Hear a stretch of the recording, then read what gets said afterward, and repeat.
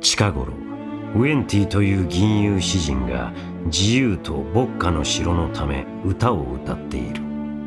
城の名はモンド、北の名関と称される地、王なき自由の国。極寒であったテイワット北部が恵みに満ちたのは風神の祝福のおかげだ。今や風神も姿を消し1000年の時が過ぎたが、行動するんだ旅人よ。失われた詩篇が僕たちを待っている。ウェンティは風元素の弓使いであり、いかなる環境にも適応する。素早い攻撃と敵を打ち上げる元素スキルは高い機動力をもたらす。元素爆発では敵を集めることができる。彼は攻撃と場のコントロールを兼ね備えた戦略的なキャラだ。加えて彼がいれば合唱時の消費スタミナが減る。間違いなく旅に大きな貢献をもたらすだろう。ウェンティと共に心ゆくまで絶景を堪能するといい。通常攻撃は最大6弾の射撃だ。1弾目と4弾目では矢を1本多く放ち、6弾目で敵に大ダメージを与える。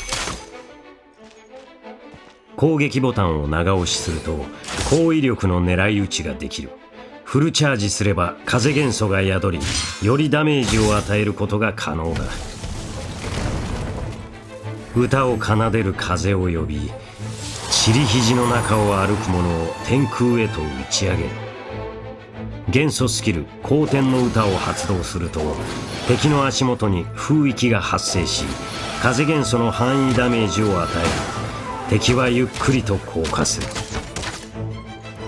光天の歌を長押しすると自身の周りに大きな風域が発生し、より高い風範囲ダメージを与えて敵を打ち上げる。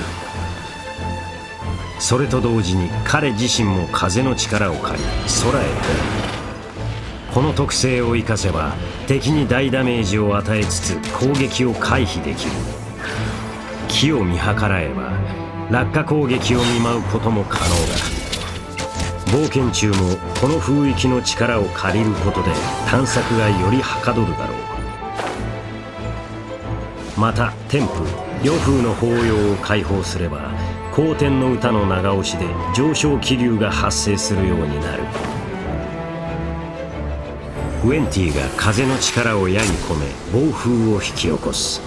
暴風は持続的に周囲の敵を巻き込み風ダメージを与える。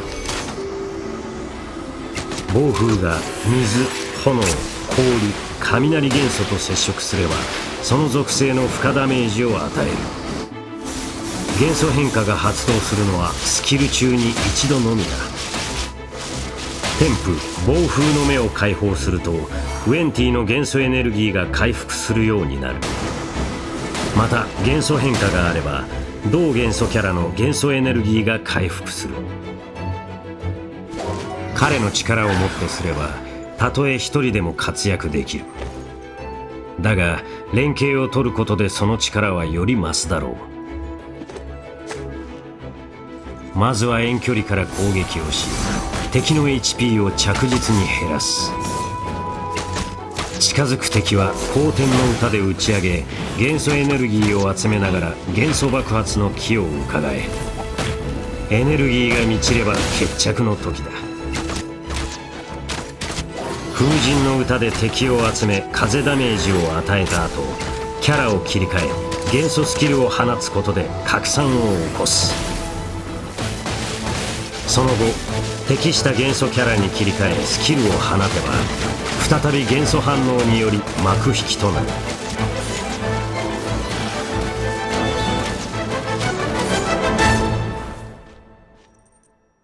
言葉は歌となり風と共に流れるものだ。ウェンティが聖なる風を歌に織り込むことでそこに万物の魂が寄り添う。太陽と月、そして星々が手に届きそうなほど輝くのだ。この自称世界一の吟遊詩人にとって風とは枯れぬ思想の泉であり力の源。されど歴史に名を残そうなど彼はみじんも考えていない。ただ手の中の杯に美酒があり琴を奏でることができたのなら吟遊詩人のウェンティは満足なのだ。